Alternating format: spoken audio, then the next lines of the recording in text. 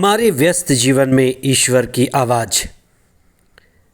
अगर एक माँ के दो बच्चे हैं और उनमें से एक बीमार है तो वह दोनों को प्यार तो करेगी, लेकिन उनमें से उस बच्चे को जो कमज़ोर है, बीमार है और विशेष बच्चा है, माँ उस विशेष बच्चे को ज़्यादा प्यार करेगी और ज़्यादा ध्यान देगी।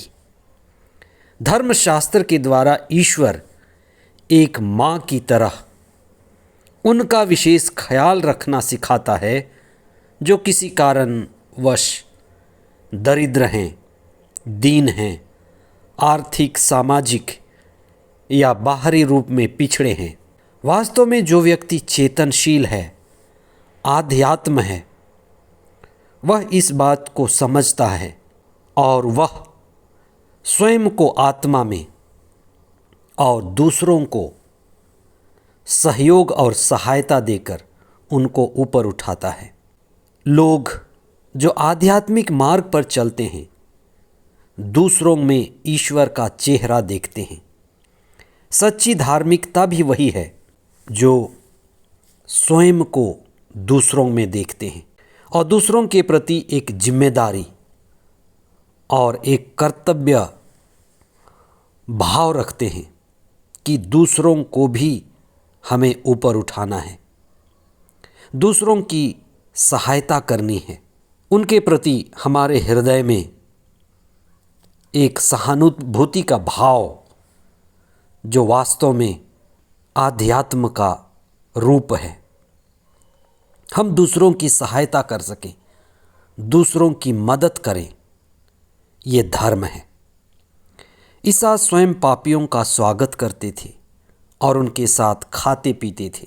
पापी और नाकेदार, वेश्याएं, जो समाज में पिछले तबके के माने जाते थे, ईसा के टारगेट ग्रुप थे।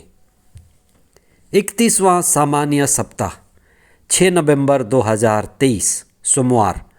पहला पाठ रोमियों के नाम संत पौलुस का पत्र अध्याय 11 पद संख्याएं 29 से 36 तक और संत लूकस का सुसमाचार अध्याय 14 पद संख्याएं 12 से 14 तक।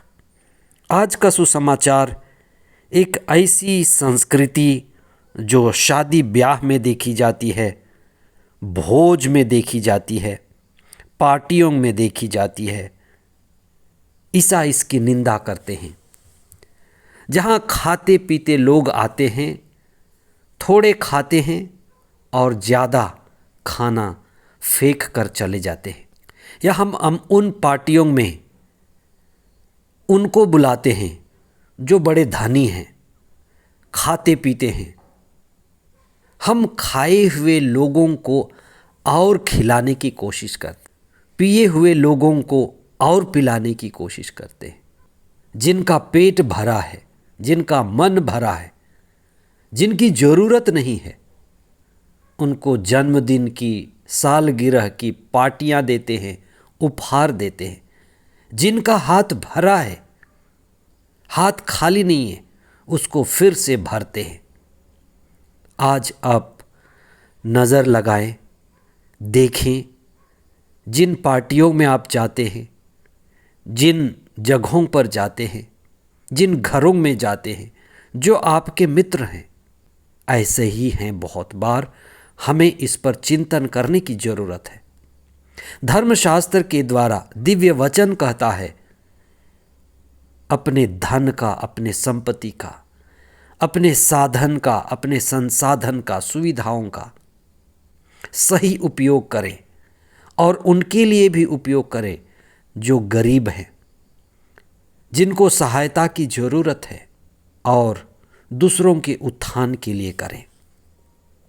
पिछले अध्याय में ईसा कह चुके हैं कि हमारा एक ही पिता है। ईश्वर सारी सृष्टि का पिता है। पिता यानी स्रोत। हम सभी एक ही स्रोत से आते हैं, ईश्वर से आते हैं। इसलिए हम सभी अंग हैं, एक ही शरीर के अंग, एक ही भवन के अंग। इसलिए स्वयं को और दूसरों को हमें जुड़ा हुआ देखना है। धर्म स्वयं को ऊपर उठाना, चेतना में, बोध में, और दूसरों को भी दया, करुणा, श्रद्धा का भाव रखना, दूसरों के प्रति सेवा हमारे भक्ति का हिस्सा है। आज के पहले पाठ में संत पौलुस कहते हैं कि ईश्वर की प्रज्ञा बड़ी अनोखी और निराली है। हम ईश्वर की दया और करुणा के पात्र हैं। वे कहते हैं कि हमारी मुक्ति हमारी मेहनत, हमारी अकड़, हमारे अहंकार से ज़्यादा ईश्वर की दया और करुणा के कारण हमें मिलती है। हम ईश्वर पर श्रद्धा रखें और उनसे जुड़े रहें। प्रार्थना में, आध्यात्म में ईश्वर से संयुक्त रहें। विशेष करके दीन दुखियों से, बीमारों से, गरीबों से विशेष दया और सहानुभूति बनाए रखें। ईश्वर हमारी मदद करे जिससे हम बहुतों की मदद कर सकें। आमीन।